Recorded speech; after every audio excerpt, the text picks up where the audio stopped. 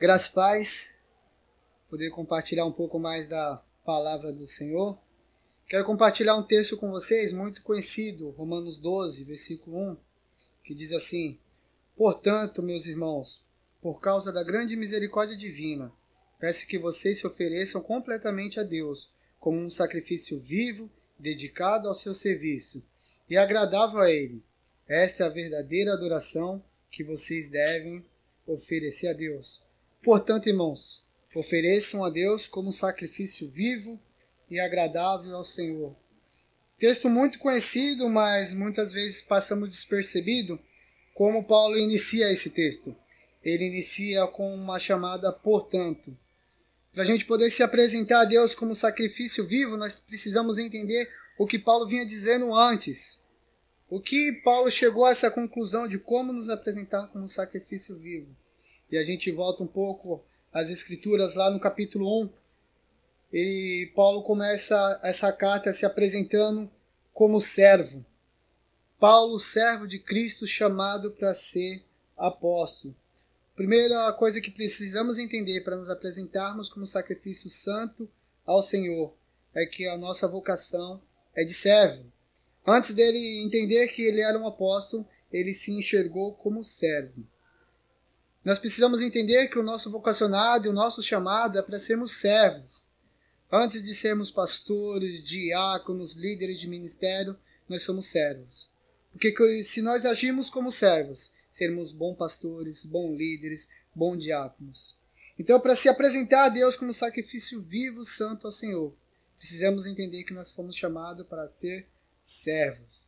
E aqueles que são chamados para ser servos, entendem o seu ministério de uma tal maneira que se personaliza com o seu ministério.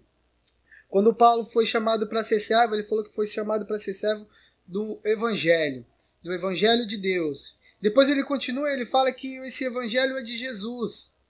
O Evangelho foi chamado para ser servo do Evangelho. Ele termina a sua carta no capítulo 16 falando sobre o seu Evangelho.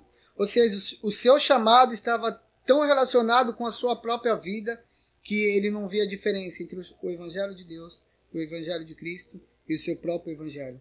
Porque ele personificou o seu chamado. O seu chamado de servo ajudava a viver na íntegra do seu chamado, que era para ser servo.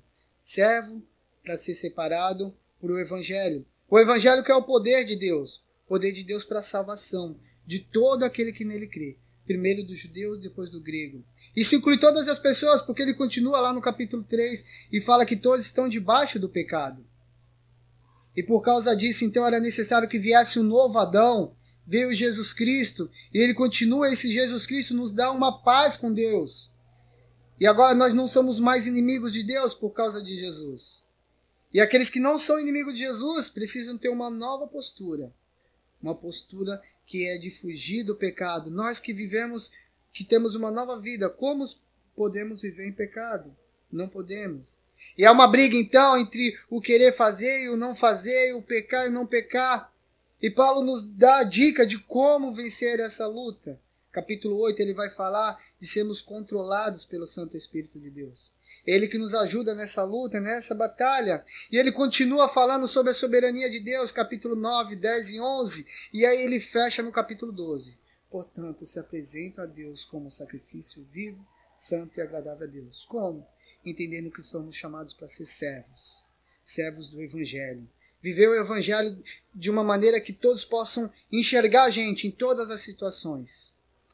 Tendo uma paz com Deus através de Jesus. Fugindo do pecado. Sendo controlado pelo Santo Espírito. E assim podemos viver de uma maneira que agrade ao nosso Deus. Deus abençoe a sua vida. Em nome de Jesus. Amém.